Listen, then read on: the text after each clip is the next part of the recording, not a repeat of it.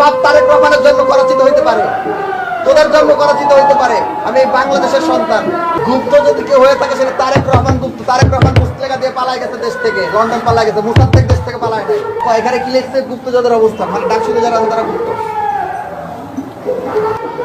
ডাকসুতে যারা ছিল তারা কেউ দেশ থেকে পালায় না, তারা প্রত্যেকের দেশে ছিল এবং ফেসিবাদের বিরুদ্ধে লড়াই করেছে। আর যদি কেউ পালিয়ে যে থাকে, মুস্তাকা দিয়ে, সেনাবাহিনীকে মুস্তাকা দিয়ে তারেক রহমান পালাইছে। 17 বছর লন্ডন পালাচ্ছিল। আর কি লিখছে, তাদের বাড়ি পাকিস্তান, মানে আমার বাড়ি পাকিস্তান। আরে বেটা, তোর বাপ তারেক রহমানের জন্য করাচিত হইতে পারে, তোদের জন্য করাচিত হইতে পারে। আমি এই বাংলাদেশের সন্তান এবং এই দেশ আমাদের, এই দেশের জন্য জীবন দিয়েছে, এই দেশের জন্য লড়াই করেছে, এই দেশের জন্য রক্ত দিয়েছে। আমরা এই কথা বলতে চাই না কার জন্য কই হইছে, কার জন্য করাচিত হইছে, এটা আমরা বলতে চাই না। কারা পাকিস্তানি বাহিনীর কাছ থেকে বেতন ভাতা নিছে, পাকিস্তানি গণহত্যাকারী চালানো বাহিনীর কাছ থেকে বেতন ভাতা নিছে, সেই কথা আমরা বলতে চাই না। আজকে তারা আমার অফিসের ভিতরে এসে লিখছে তাদের বাড়ি পাকিস্তান, পাকিস্তান। এটা মানে কি? এটা কাদের কথা বলতেছে?